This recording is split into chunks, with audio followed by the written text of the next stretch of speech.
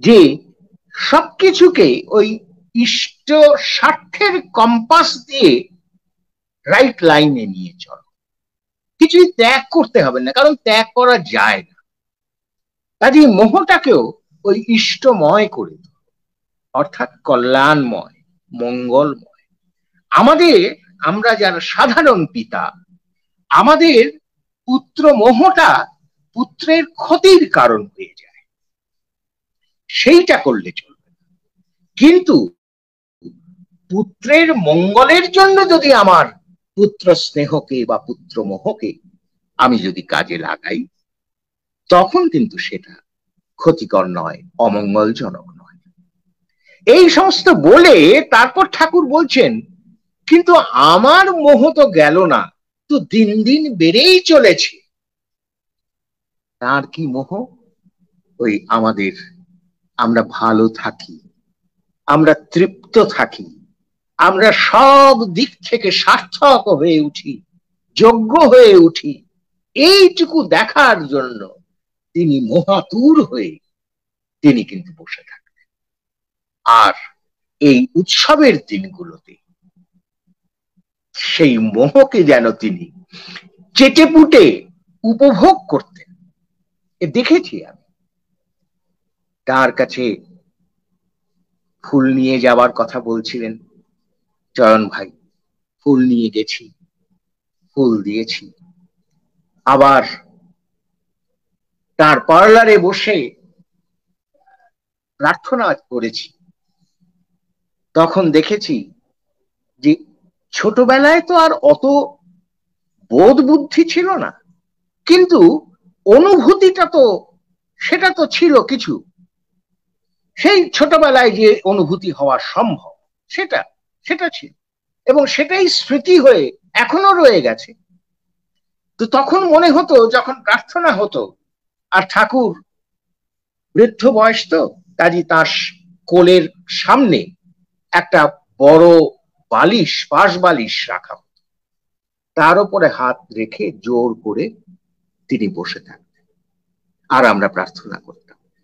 আর সেই প্রার্থনার সময় তিনি যে স্থির অচঞ্চল হয়ে বসে থাকতেন মুদিত নেত্রে, মনে হতো যেন একটা জ্যোতিপুঞ্জ, একটা জ্যোতিপুঞ্জ যেন সামনে বসে আছে, এইরকম অনুভূতি হতো। তখন তো আর অত এটার মানে কি, এটার অর্থ কি, এটার তাৎপর্য কি, ওইসব চিন্তার কোনো বালাই তো ছিল না। এখন ভাবি যে কি দেখেছি এই দুটি চোখে, এ তো জন্ম জন্মান্তরেও আর কোনোদিন দেখবো বলে মনে তো হয় না। তো যাই হোক, এইভাবে উৎসবগুলো আশ্রমে খুব আনন্দের মধ্যে দিয়ে আমরা কাটাতাম। আর উৎসবে বুঝতেই পারছেন এত মানুষের সমাগম, প্রথম কথা হচ্ছে এত মানুষ, তথাপি ডিসিপ্লিনের কোনো অভাব কিন্তু নেই। এটা একটা অদ্ভুত, সেখানে ডিসিপ্লিনটা চাপিয়ে দেওয়া হচ্ছে না। বারবার মাইকে করে না, পুজো মণ্ডপে আজকাল দেখা যায়, শোনা যায়, আপনারা অমুক দিক থেকে লাইনে এসে এক এক করে আসুন, এবং ইত্যাদি ইত্যাদি সমস্ত বলা হয়। এইসব কিছু ছিল না, কিন্তু সবাই যেন সুশৃঙ্খল। এই যে কিভাবে সেই শৃঙ্খলা আসতো, সেটাও একটা কিন্তু গবেষণার বিষয়, সোশ্যাল সায়েন্সের গবেষণার বিষয়। ওই যে বলছিলেন আমাদের চয়ন ভাই যে অ্যাডজাস্টেড, কি বলেছিলেন, Adjusted chaos is cosmos. হ্যাঁ, অ্যাডজাস্টেড কেওস ইজ কসমস। এখন অ্যাডজাস্টেড কেওস, কেওস তো আছে, যেখানেই একের বেশি সেখানেই একটা কিছু কেওস আছে, কাজে সৃষ্টির মধ্যে কেওস থাকবেই, কিন্তু সেটা অ্যাডজাস্ট করতে হবে। এখন অ্যাডজাস্ট করতে গেলেই একটা দাঁড়া দরকার, সেই দাঁড়ার সঙ্গে যদি সবাই যুক্ত হয়, তাহলে অ্যাডজাস্টমেন্ট হয়। এই অ্যাডজাস্টমেন্টের জন্যই আসলে আমাদের সুকেন্দ্রিক হতে হয়, আদর্শ পরায়ণ হতে হয়। তখনই এই কেয়স গুলি, ওই মিছরি যেমন একটা সুতোকে অবলম্বন করে চিনির দানাগুলো সজ্জিত হয়ে যায়, হয়ে মিছরি তৈরি হয়, ঠিক তেমনি ওই সুতো হচ্ছেন সেই আদর্শ, সেই কেন্দ্র, জীবনের কেন্দ্র। সেখানে যদি আমরা সবাই সুবিনায়িত হই, ওই ওই যে ওই কথাটা আবার আসে যে ইষ্ট স্বার্থের কম্পাস অনুসারে যদি আমরা চলি, তখনই এই সমস্ত আমাদের যে কেয়স, সেগুলো কসমসে রূপান্তরিত হয়। আমাদের প্রবৃত্তির যে যে প্রবল প্রতিপত্তি, যা আমাদের ব্যক্তিত্বকে টুকরোমিতে ধ্বংস করে দিচ্ছে, সেগুলিও কি অপূর্ব এক যেন নাগ ও দানব যেমন বাঁশি শুনে সে যেমন মাথা নত করে, তেমনি আমাদের প্রবৃত্তি সর্পগুলিও মাথা নিচু করে আমাদের একটা ইষ্ট ব্যক্তিত্ব গড়ে তুলতে সাহায্য। তো বলছিলাম যে সেই ইয়ের দিনে, আমাদের উৎসবের দিনগুলোতে এই কসমস আমরা দেখেছি, এবং সেটা সেই এতগুলি মানুষের মধ্যে, কেয়সের মধ্যে, যে কিভাবে সেটা সম্ভব। আর কি হতো সেখানে? কি কষ্ট ছিল না? কষ্ট ছিল, কিন্তু আমাদের যারা আশেপাশে বা আশ্রমে যাদের বাড়ি আছে, তারা না হয় সেই বাড়িতে রইল, সেই বাড়িতেও কিন্তু আবার বহু ভক্ত এসে থাকতেন সেই কদিন। কাজে সেখানে কিন্তু কোনো আরাম এর কোনো ব্যাপার ছিল না। কারণ একটা, ধরুন একটা ঘর, হুসেনি লজ বলে একটা লজ ছিল, সেখানে আমার ঠাকুরদা থাকতেন, ব্রজগোপাল দত্ত। তো সেই ঘরে একটা মাত্র ঘর এবং পাশে একটা বাথরুম। সেই ঘরে হয়তো আমরা তো গেছি, আর আরো 4-5 জন ভক্তরা এসে রয়েছে, ঢালাও বিছানা করে একসঙ্গে। কাজে আরাম বা সুখ কিন্তু নেই, কিন্তু তোয়াক্কাও নেই। আরাম আছে কি সুখ আছে, এই প্রশ্নটাই সেখানে বৃথা, সেখানে অপ্রাসঙ্গিক হয়ে গেছে প্রতিটি মানুষের মনে, শিশু থেকে বৃদ্ধ পর্যন্ত প্রতিটি মানুষের। এটা কেন হলো? কারণ এটা হলো যে সবাই তো ঠাকুরের জন্য এসেছে, ঠাকুরকে দেখতে এসেছে, ওটাই পরম পাওয়া। এইভাবেই কিন্তু ওই কেয়স, কসমস হয়ে যায়। আজকে সাধারণভাবে আমরা যদি কোনো অনুষ্ঠানে যাই, আমাদের যদি একটু খাতিরের ত্রুটি হয়, তাহলেই কিন্তু আমরা রেগে মেগে যাই। কারণ আমার অহং সেখানে, তদ্বিনীত অহং সেখানে কাজ করে।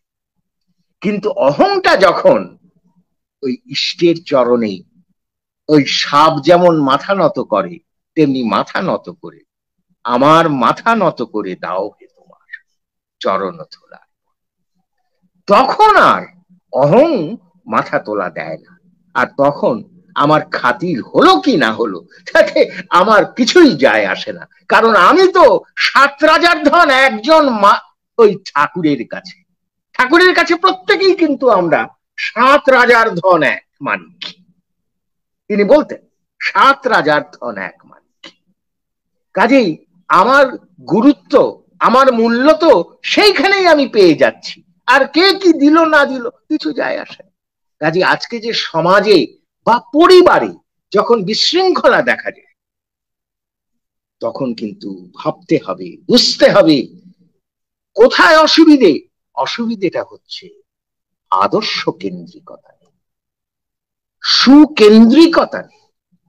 এটা ওই আইন করে, কোন বিধিনিষেধ আরোপ করে চলবে না। কিছুদিন হয়তো কিছু শৃঙ্খলা আনা যায়, কিন্তু সেটা ফেটে যায়, ভেঙে যায়। তাই তো দেখছি আমরা তো ধরুন অর্থনীতিতেও বহু রকমের এক্সপেরিমেন্ট সারা পৃথিবী জুড়ে হয়েছে। কমিউনিজম সেটাও একটা সময় খুব বিরাট একটা আশা আলো জ্বালিয়ে আমাদের সামনে এসেছে, বিপর্যস্ত হয়ে পড়ল। আবার এই যে কি বলে মার্কেট ইকোনমি, এখন যেটা অধিকাংশ দেশে যেটা চলছে মার্কেট ইকোনমি, সেই ইকোনমিও কিন্তু আমাদের ঠেলে দিচ্ছে একটা একটা অত্যন্ত বিষময় প্রতিযোগিতার মধ্যে এবং ভোগবাদের মধ্যে, এবং যার বিষময় ফল হচ্ছে এই আজকের সমাজের এত বিশৃঙ্খলা, এত উচ্ছৃঙ্খলতা। কাজে সবকিছুই কিন্তু এক্সপেরিমেন্ট মানুষ করছে, করুক, কিন্তু শেষ পর্যন্ত দেখা যাচ্ছে যে কিভাবে যেন ভেঙে যাচ্ছে, জোড়া লাগানো যাচ্ছে না।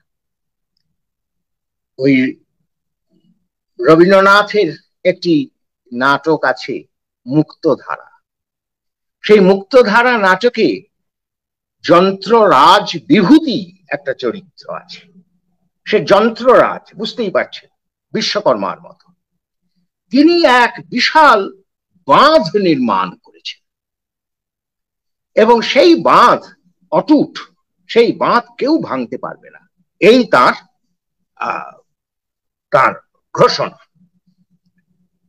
কিন্তু সেই বাঁধের মধ্যে একটা ছোট্ট ত্রুটি ছিল, ফুটো ছিল। সেই ত্রুটির মধ্য দিয়ে বন্যার জল প্রবেশ করে সেই বাঁধ একদিন ভেঙে। কাজেই আমাদের শ্রেয়োচর্যী ত্রুটি মুক্ত জীবন কিভাবে সম্ভব? সম্ভব ওই একমাত্র ইষ্টকেন্দ্রিক যদি আমরা। ঠাকুর সেজন্যই বলেছিলেন যে আমি যে এত কথা বললাম তা সব বাদ দিয়ে একটা কথা রাখলেই চলে। কি সেই কথা? ইষ্টার্থ পরায়ণতা। ইষ্টার্থ পরায়ণতা, এইটা যদি মানুষ হতে পারে তাহলে সমস্ত কেয়স কসমসে পরিণত হবে। তো সেই কিভাবে সেটা সম্ভব তার বাস্তব উদাহরণ আমরা দেখতে পেয়েছি এই উৎসবের দিন। আর এই উৎসবের দিনগুলির আরেকটি কথা না বললেই নয়, সেটা হচ্ছে আনন্দবাজারের কথা। আপনারা জানেন যে আনন্দবাজার হচ্ছে সৎসঙ্গে সাধারণ ভোজনালয়। সেখানেই দুই বেলা মানুষ প্রসাদ গ্রহণ করে এবং এটা সূচনা হয়েছিল সেই ঠাকুর জননী জননী মনমোহিনী দেবীর সময় থেকে। তিনি হাতে করে, হাতে ধরে এই আনন্দবাজার সৃষ্টি করেছিলেন এবং তারপর এই আনন্দবাজারের নামটিও জননী মনমোহিনী দেবী দেওয়া। তো যাই হোক, সেই আনন্দবাজারে সেদিন কিভাবে পরিবেশন হতো জানেন? সামনে রেল পাতা থাকতো, সেই রেলের উপর দিয়ে ভাত, ডাল, তরি তরকারির এক একটা কি বলবো, এক একটা ওয়াগান সেটা যেত এবং সঙ্গে ভক্তরা সঙ্গে সঙ্গে থাকতেন। তারা ওই প্রত্যেকের পাতে হাতা করে করে ঢেলে ঢেলে দিতেন। এত মানুষ, তো বিশাল আনন্দবাজারের ব্যবস্থা। আর সেই দিন স্বভাবতই আনন্দবাজারে একটু বিশেষ ব্যবস্থাও থাকতো, বিশেষ কিছু তরি তরকারি, কারণ রোজ দিন তো আর বিশেষ কিছু করা সম্ভব নয়, সম্ভব হতো না। তো সেই দিন কিন্তু থাকতো। কাজে সেই দিনটা আমরা যারা তখন ছোট ছিলাম আমাদের কাছে অত্যন্ত আকর্ষণীয় দিন হয়ে থাকতো এই কারণেও। তো যাই হোক, এইভাবে ঠাকুরের সামনে উৎসবগুলি পালিত হয়েছে। আর ঠাকুর সারাদিন ওই ভক্ত সঙ্গ নিয়ে তিনি কাটিয়ে দিতেন, আর এর মধ্যেই বাণীও দিতেন। কারণ ঠাকুরের বাণী দেওয়া কখনো বন্ধ হয় সারা জীবন এতগুলি মানুষ, সবসময় তিনি মানুষের জন্য বসে আছেন। He is open to all and sundry, প্রত্যেকের জন্য তিনি খোলা, তার দরবার খোলা। কিন্তু এই সমস্ত কিছুর মধ্যেও যখনই তার বাণী, তিনি তো বলতেন যে বাণীগুলো আমার সামনে মেঘের মতো আসে, আমি সেগুলো ধরে ধরে তোদের দেওয়ার চেষ্টা করি। সেই জন্য একবার বলে ফেললে তারপরে আর হয়তো আমি বলতে পারবো। তো এই প্রত্যক্ষ উপলব্ধি জাত যে সত্য নিদেশ, এই হচ্ছে তার বাণী। এই বাণী তিনি সবার মধ্যে কল্পনা করা যায় না। আর তিনি লিখতেন তো না, সবসময় অনুলিখন দিতেন। আমরা লিখতে গিয়েও আমরা খেই হারিয়ে ফেলি, কিন্তু তিনি বলার মধ্যেও কোনোদিন খেই হারিয়ে ফেলেন। এবং সেটা এতগুলো মানুষের মধ্যে থেকেও তিনি সেই খেই ধরে রেখে তার বাণী দিয়ে যেতে পারতেন। সেই বাণী দেওয়া তার সবসময় এই উৎসবের দিনগুলোতে ছিল।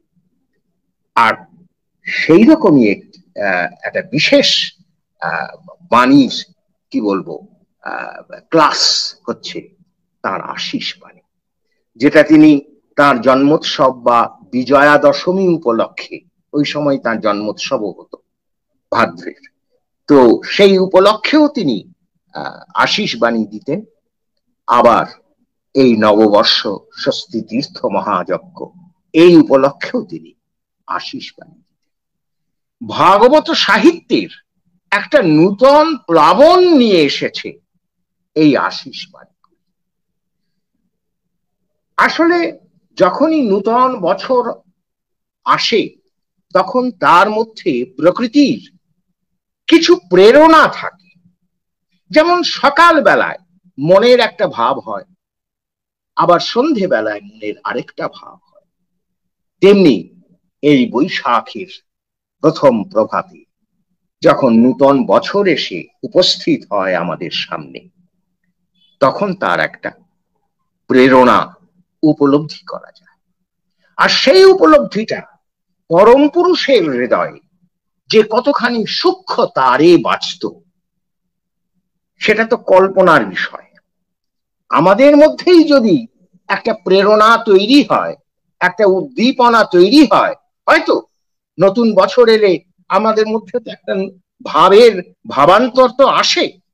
সেটা ওই পুরুষোত্তমের অন্তরে কি ভাবান্তর নিয়ে আসতে পারে সেটা ভেবে দেখুন এবং ভাবতে থাকুন। ভেবে তো কুল কিনারা পাওয়া যাবে না। তো প্রকৃতির সেই প্রেরণা থেকে উদ্ভূত হতো তার বাণী।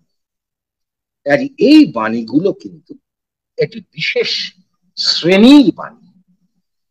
শ্রী ঠাকুরের ভাগবত সাহিত্য বা অনুকূল সাহিত্যকে আমরা যদি বিভিন্ন বিভাগে ভাগ করি, তার মধ্যে আলোচনা সাহিত্য আছে, ছড়া সাহিত্য আছে, সূক্ত সাহিত্য আছে, এরকম নানা রকমের মহাভাববাণী, সেটা এক পর্যায়ের একটা সাহিত্য।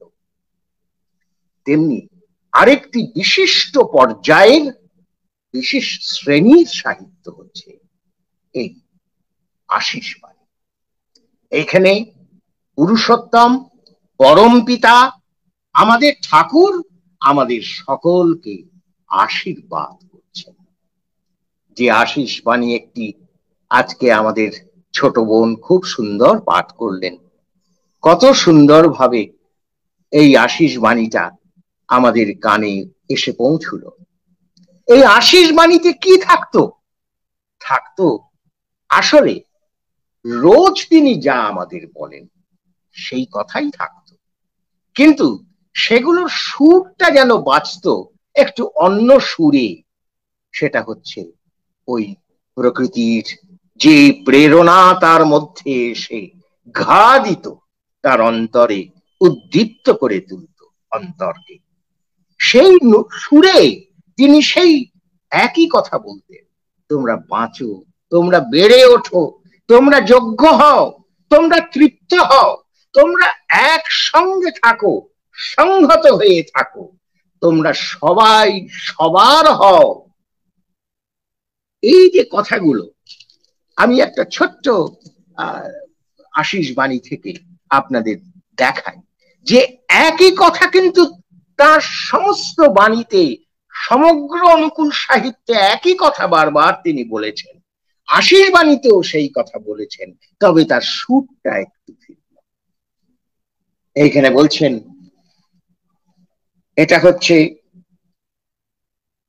1966 খ্রিস্টাব্দের নববর্ষ, এবং সেই নববর্ষটাও ছিল শুক্রবার, আজকেও শুক্রবার। আশিস বাণীতে ঠাকুর বলছেন, নবীনের নবতরঙ্গ সন্দীপনী উচ্ছলার ধৃতি বিভোর তৎপরতায়। এই যে এগুলো কিন্তু সবই প্রকৃতি থেকে তাকে যেভাবে উদ্দীপনা আসছে সেটা তিনি বলছেন। নবীনের নবতরঙ্গ সন্দীপনী উচ্ছলার ধৃতি বিভোর তৎপরতায়, লালিমা দীপ্তির, নবীন দীপ্তির ধৃতি বিকিরণে ডোমকে উচ্ছল করে তুলে সব যা কিছুকে আলো দীপন করে তুলল। সঙ্গে সঙ্গে ফুটে উঠল তার আবহাওয়া, চলনের অনিবার্য পদক্ষেপ, যে পদক্ষেপের ভিতর দিয়ে সত্তার ধৃতিকে বিধায়িত করে জগৎখানা উচ্ছল হয়ে উঠল, উচ্ছল প্রাণের দিগদীপনী তৎপরতা। তাই বলি, ওঠো, ধরো, তৎপরতার তীর্থকে সার্থক করে তোলো, সমস্ত জীবনটাকে অর্থান্বিত করে সার্থকতাকে শিষ্ট ও সুন্দর করে উচ্ছল দীপন তৎপরতায় দীপ্ত করে তোলো। এই দীপ্তি সবার ভিতর চারিয়ে গিয়ে ক্রমদীপনী তৎপরতায় দুনিয়ার জীবনগুলিকেও তেমনি তাৎপর্যে বিনায়িত করে তুলুক। অন্তরের অতুলনীয় দীপ্তি নিয়ে তোমার অন্তরের সূর্য বেদিকে দীপ্ত করে তোলো। প্রত্যেকটি ব্যক্তি তার ব্যতিক্রমগুলি ভুলে গিয়ে পারস্পরিক সংহতি তাৎপর্যে উচ্ছল হয়ে উঠুক প্রণয় ত্রিপণী শুভ দীপনায়। সবাই সবার হোক, প্রত্যেকে প্রতিদীপ্ত হোক সবার। অদ্ভুত একটা কথা এখানে আমরা পাচ্ছি, প্রতিদীপ্ত হোক মানে আমার দীপ্তিতে আপনি দীপ্ত হন, আপনার দীপ্তিতে আমিও দীপ্ত হই। প্রতিবিম্ব যেমন আছে না কথাটা, যে আমার সামনে আমার ছবিটা দেখছি, এই ছবি হলো প্রতিবিম্ব, তেমনি আমার দীপ্তিতে যখন আপনি দীপ্ত হন তখন হচ্ছে প্রতিদীপ্ত, প্রতিবিম্বের মতো। প্রত্যেকে প্রতিদীপ্ত হোক সবার, সার্থক হয়ে উঠুক দুনিয়াখানা, প্রত্যেকের জীবন ধন্য হয়ে উঠুক, উচ্ছল উর্জনা জীবনকে দীপ্ত করে নানা রকমের ভিতর দিয়ে নিজেকে সংগতিশীল করে তুলে সবকে সুসন্দীপ্ত করে তুলুক। প্রার্থনা করো পরম পিতার কাছে, তোমাদের দৃষ্টি যেন তার দিকে সুবদ্ধ হয়ে থাকে, আর সেই সুবদ্ধ দৃষ্টি ছড়িয়ে যাক দুনিয়ার সমস্ত যা কিছু তাদের ভিতরে, আর যার যে রকম ওই রকমে উচ্ছলিত হয়ে উঠুক। দয়াল আমার, পরম পিতা আমার, সবাইকে দীপ্ত করে তোলো, তৃপ্ত করে তোলো, শুদ্ধ করে পরিপূরিত করে প্রীতি দীপনী প্রদীপ্ত করে তোলো।